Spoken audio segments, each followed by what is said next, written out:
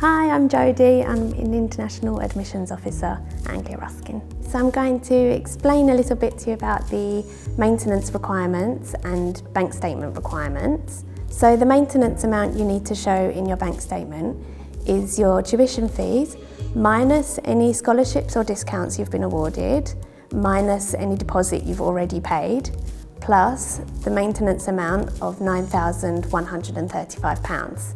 So remaining fees plus 9,135.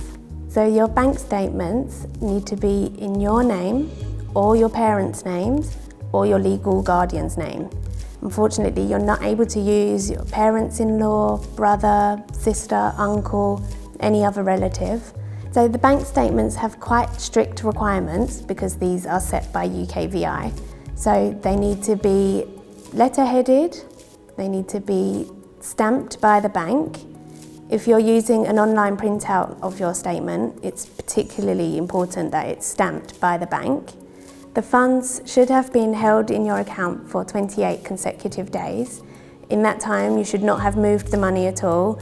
Even if you take it out and put it back in on the same day, unfortunately you still would not be able to use them. So your bank statement should have been issued within the last 28 days.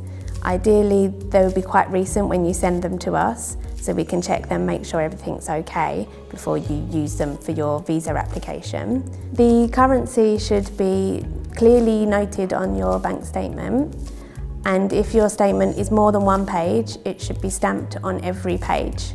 If your statement is not in English, you should have a certified translation of your statement. Don't worry if your statements aren't meeting the requirements or you're not sure if they're meeting the requirements. Send them to us, we'll check them through and we'll let you know what needs to be different, what needs to be added, what else you need to do. We're here to help.